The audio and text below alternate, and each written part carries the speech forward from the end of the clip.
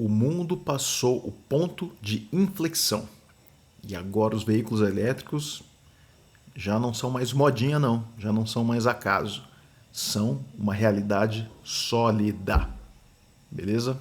É disso que a gente vai falar hoje. Mas antes, muito obrigado por estar assistindo esse vídeo e parabéns, porque você é uma pessoa que procura informação que os outros não procuram, tá certo? Olha só esse artigo aqui, muito interessante, da Bloomberg, tá? Ele diz o quê? Que os veículos elétricos passaram o ponto de inflexão para adoção em massa, já em 31 países, certo? E aí eles fazem aqui uma comparação, né? Por exemplo, igual as TVs coloridas lá no passado, em 1950, não é? Elas também pareciam que ia ser um flop, né? Não iam dar certo, era só um marketing vazio. E por bastante tempo, realmente foi difícil de você achar ela na casa das pessoas, né? Só que, de repente, os preços caíram, não é? Uma hora isso acontece. E aí, em poucos anos, as TVs coloridas estavam na casa de todo mundo. E é mais ou menos o que está acontecendo com os veículos elétricos, não é? Você veja, 31 países já passaram um ponto de inflexão de 5% de market share, de participação nas vendas dos veículos elétricos no mercado como um todo. Tá? E o que isso implica? Isso implica no início da adoção em massa. Tá? É uma curva em S que o pessoal chama, né? Eu vou mostrar aqui para vocês. É mais ou menos assim, olha. Certo? Você veja aqui. Essa linha azul é a participação no mercado de um dado produto, tá? Então você vê que até aqui, ó, próximo dos 5%, tá? A curva, ela tem um crescimento leve, né? Uma curva mais achatada. Mas chegando nesses 5%, pá, você vê que ela pula para cima, não é? E aí em pouco tempo, muito pouco tempo, ela chega próximo do que seria o 100% de adoção daquela tecnologia, daquele produto. E aí ela se estabiliza de novo, porque ela já alcançou um patamar de massa no mercado, certo? E essa curva pontilhada em verde que você vê é o potencial de crescimento, que aqui é uma relação inversa, claro, né? Quanto mais mercado é conquistado por um produto ou tecnologia, menor é o potencial de crescimento daquele produto ou tecnologia, certo? Então isso aí é o que o pessoal fala também, veículo elétrico está caindo, está crescendo menos, né? Pô, não é bem assim, né? Conforme o mercado vai crescendo, o potencial de crescimento vai diminuindo. Mas tudo bem, a gente vai falar um pouco mais disso também. Então vamos lá. 31 países passaram esse ponto, tá? E você veja, em 2022, né, no levantamento aqui da própria Bloomberg também, apenas 19 países tinham chegado nesse ponto de 5% de vendas totais. Né? E em um ano, de 2022 para 2023, pulou de 19 para 31 países. Tá? E hoje o que a gente vê? Muitos países, quem começa a adotar essas tecnologias novas normalmente são o quê? Realmente os países mais ricos, com mais dinheiro, né, que conseguem bancar essas tecnologias novas, um produto mais caro. Né? Essas populações conseguem pagar esse valor premium por essa nova tecnologia. E agora o que a gente vê? A gente vê um crescimento forte em países, por exemplo, do leste europeu, do sudeste asiático, que já são mercados em desenvolvimento, que são mercados de menor poder aquisitivo e que estão apresentando um crescimento bastante grande. Ou seja, já está mudando o perfil dos mercados onde há penetração dos veículos elétricos. Tá? Mais um ponto que corrobora aí o crescimento e a adoção em massa dessa tecnologia. Você veja esse gráfico aqui, por exemplo. Né? Ele está mostrando diversas linhas, diversos países, todos a partir da chegada dos 5% de participação no mercado dos veículos elétricos. E você vê essa linha preta seria a média, né, do crescimento de todos esses mercados, tá, desses 31 países. E o que se diz é o seguinte, assim, nenhum país nessa escalada demorou mais de 3 anos para sair dos 5% e chegar até os 15% de participação em mercado. Tá? Isso daqui é o que a previsão do gráfico dos pontos mostra. Então, para você perceber como a curva em S realmente acontece. Né? E vamos lá. Aqui eles estão falando novamente do que eu já falei para vocês sobre a curva S. Né? O que esse ponto de 5% é tão importante? Né? Porque ele indica aí o início da ascensão da curva e a adoção mais rápida dessa tecnologia. E você vê como depois que acontece um certo patamar de vendas, há um círculo virtuoso. Ou seja, depois que você tem tantas vendas, o que acontece? As pessoas começam a ver os produtos na rua mais, as pessoas perdem aquele ceticismo, aquele medo, porque começam a conhecer pessoas que têm o produto e elogiam o produto, e elas ficam elas conhecem o produto melhor, né? Então aquelas dúvidas e medos, né, são dissipados. Então é isso que a curva S faz, né? Depois de um certo patamar, todas essas barreiras são quebradas naturalmente e aí o crescimento extrapola. Tendo, por exemplo, aqui, olha só, a Tailândia. Né? A Tailândia, um país em desenvolvimento, parecido com o que é o Brasil, né? Por que não? No primeiro trimestre de 2023, a Tailândia alcançou 5% de vendas, tá? No mercado total de veículos, como veículos elétricos. E no mesmo ano, no último trimestre do mesmo ano, foi contabilizado que os veículos elétricos já tinham chegado a 13% das vendas. 13%, de 5 a 13 em um ano. Tá? Para você ver a força dessa curva, né? E do que esse ponto de inflexão realmente quer dizer. E vejamos aqui, né, essa tabela com diversos mercados, diversos países e as suas vendas e a participação dos veículos elétricos em cada um. Como eu já falei anteriormente, né, a Noruega é o país mais avançado, o mercado mais desenvolvido, mais avançado em relação aos veículos elétricos. Hoje os elétricos já são 80% das vendas no mercado automobilístico norueguês. E todos os nórdicos seguem aí, né? Islândia, Dinamarca, Suécia, Finlândia. E depois nós temos, né, países da Europa Ocidental, como a Holanda, a Irlanda, a Bélgica, Portugal. Portugal tem um certo problema com a rede de carregamento, algumas burocracias do país que impedem, tá, um avanço melhor da rede de carregamento no país. Mas mesmo assim, Portugal já está aí com quase 24%, 25% das vendas do seu mercado como elétricos. Nós temos a Suíça e a China, olha lá. A China, quase 24% das vendas da China, o maior mercado global em números absolutos, em quantidade, né? Para veículos elétricos do mundo. 1 milhão, quase 1.900.000 unidades por ano. Certo? Muito, muito espetacular. Isso daqui é uma questão da China, né, ter uma adoção mais fácil dessa tecnologia e o governo lá também está incentivando muito o mercado dos carros elétricos. Em seguida, mais alguns países como a Áustria, né, também na Europa Ocidental, Israel, que é um país pequeno. Países pequenos têm uma certa facilidade em adotar carros elétricos também, porque há uma coisa relacionada aos carros elétricos que é a ansiedade. O pessoal fala ansiedade de autonomia. Ou seja, as pessoas ficam com medo, né, de não achar um posto elétrico no meio do caminho e por isso hesitam em comprar um carro elétrico. Mas acontece o seguinte, na verdade, né? Você tem um carro elétrico, 90% do seu carregamento vai ser feito em casa. Tá? Você chega com o carro à noite, pluga ele, de manhã você sai com o carro com o tanque cheio. E os carros elétricos hoje em dia, né, a autonomia deles varia de 300, 400, 500 quilômetros de autonomia.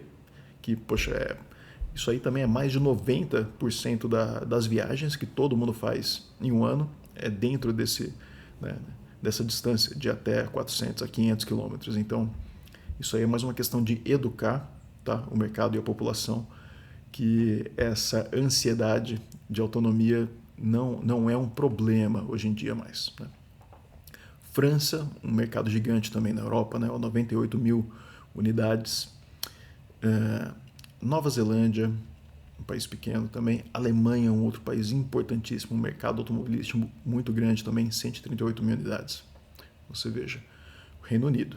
E aí agora a gente passa para alguns países aí dos mercados em desenvolvimento, né, que há menos tempo passaram essa faixa dos 5%. Tailândia, que eu acabei de falar. Turquia, que cresceu muito, muito rápido também, tá, em um mercado bastante grande. Eslovênia, Romênia, ambos na Europa Oriental, certo? Austrália é um país que, assim, ele é um país de pouca população e gigantesco. Então, era um lugar que as pessoas falavam, não, a Austrália esse negócio não vai pegar, porque você tem distâncias muito grandes entre as cidades, etc. E o veículo elétrico, né, ninguém vai querer um veículo a combustão para você, né, conseguir abastecer mais facilmente. Mas você veja só, né, a Austrália já está aí com 9,5% do mercado. Recentemente, a Tesla anunciou que foram vendidos já na Austrália 100 mil unidades, né, totais. Muito recentemente, acho que na semana passada eles anunciaram. O Canadá, né, América do Norte, Espanha e os Estados Unidos, que é um dos países aí que está desviando um pouco dessa trend, né, da curva, desses 31. Eu já vou falar um pouco mais nele. Estônia, Coreia do Sul, outro país que também está desviando, né, com um crescimento menor. Hungria, Bulgária, ambos Europa Oriental, Itália e Grécia. Então a gente já está aqui, ó, no mercado global, no mercado global, 14,5%, né, dentro desses 31 países aqui que já passaram os 5% de venda, né, esse ponto de inflexão. E é o seguinte, como eu falei, né, conforme o mercado cresce, o potencial de crescimento diminui, ok? Mas mesmo assim, para o ano de 2024, se espera que o mercado de veículos elétricos cresça 22%, que é um crescimento ainda muito expressivo, tá? Apesar de ser uma queda com relação ao ano anterior. Mas isso não deve afetar a adoção, tá, dos veículos elétricos como um todo. Ainda é um crescimento bastante importante. E os Estados Unidos? Os Estados Unidos têm uma performance abaixo da média desses outros países em relação ao crescimento dos elétricos no seu mercado total. Isso se dá o quê? Então, vamos lá. Os Estados Unidos também é um país muito grande, né, com diversos espaços aí, sem infraestrutura de carregamento, e que as pessoas ainda optam mais pelo veículo a combustão, né, no interior, né, diversas viagens aí entre cidades que são centenas de quilômetros, e por isso o veículo a combustão tende a manter as suas vendas. E também pela conta do perfil dos veículos que os americanos compram, que são carros maiores, são picapes, SUVs grandes, não é? E os veículos elétricos, né, na sua incepção, tiveram que ser carros menores. Tá? Por quê? Por conta das baterias, por conta de toda essa nova tecnologia, né, de se fazer o trem elétrico para a movimentação desses carros. Os veículos menores foram melhor para se iniciar. Mas hoje em dia, a tecnologia das baterias e as eficiências, né, da tecnologia de trem elétrico motorizado, os motores elétricos, já está permitindo que carros maiores sejam feitos com autonomias e eficiências legais. Então, isso é um ponto que pode contribuir, com certeza vai contribuir para o crescimento dos veículos elétricos nos Estados Unidos. Por exemplo, a Tesla lançou agora recentemente, depois de muitos anos de desenvolvimento, o Cybertruck, a picape da Tesla. E, assim, a Tesla tem uma fila de espera, né, de reserva do Cybertruck, que pode durar, assim, anos já. Tá? Se todas as pessoas que fizeram suas reservas queiram realmente, né, comprar um Cybertruck, a Tesla já tem alguns anos de venda garantidos. Tá?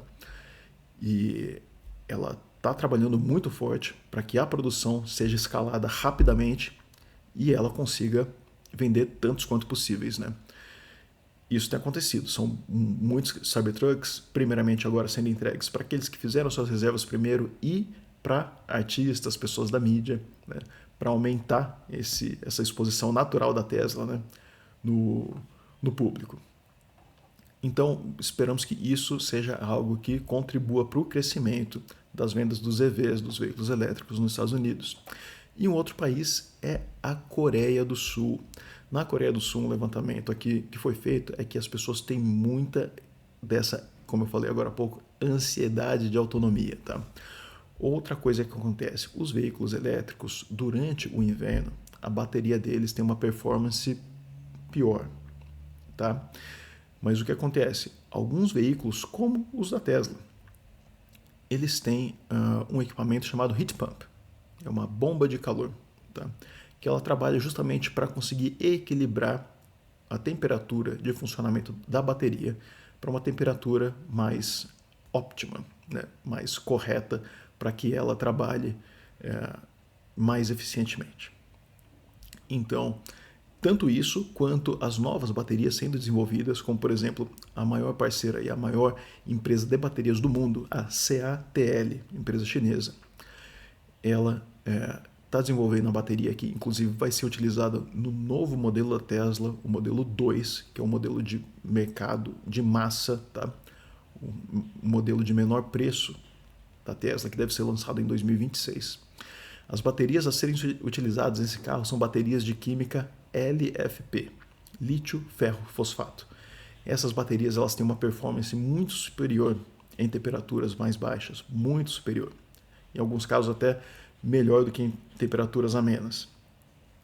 E o carregamento delas vai ser muito mais rápido também. Então você veja, isso muito em breve vai estar mudando toda essa visão que as pessoas têm em relação às baterias e essa ansiedade, né, de alcance, de autonomia.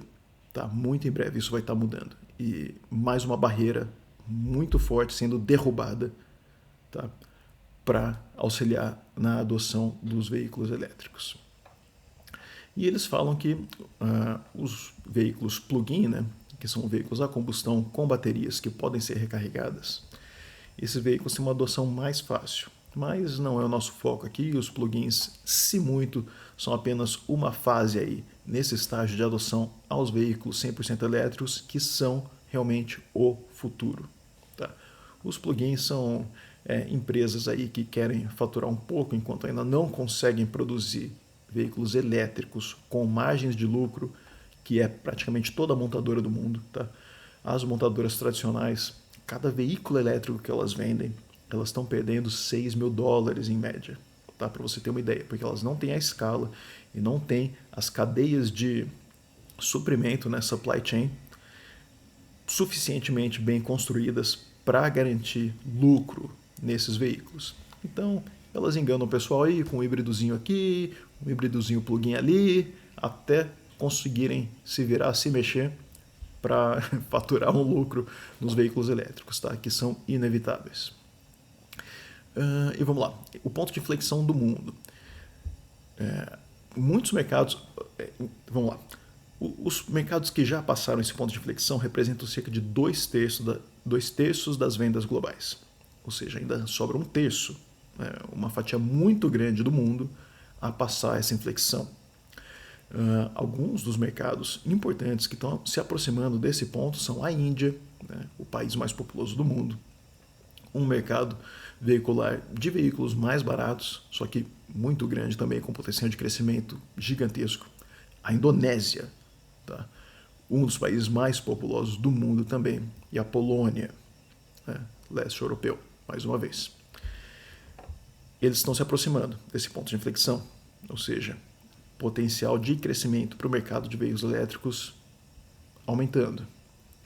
E a América do Sul, bastante potencial também. E eles citam aqui, a BYD pode ter um papel muito importante nos mercados da América do Sul. Começando pelo Brasil, né, onde está prestes a ser inaugurada a fábrica lá na Bahia, né, que foi uma fábrica da Ford, que agora será uma fábrica da BYD produzindo veículos elétricos no Brasil. Isso pode ser muito importante para o Brasil, para a América do Sul, e quem sabe, né, o Brasil não toma aí finalmente alguma prominência nesse mercado, né, para a gente conseguir lucrar também, para a gente conseguir se desenvolver e não ficar para trás. O mundo como um todo chegou em 2021, tá, no ponto de inflexão, o mercado no geral, 2021. Você veja, em 2023, 2 anos depois apenas, fechamos com 12%, ou seja, de 5% para 12% em 2 anos apenas. Tá? Esse é o potencial de crescimento do mercado de veículos elétricos. Esse é o futuro do mercado de veículos elétricos. O futuro do mundo está aí, sem desculpas e sem mas isso, mas aquilo, não, híbridos.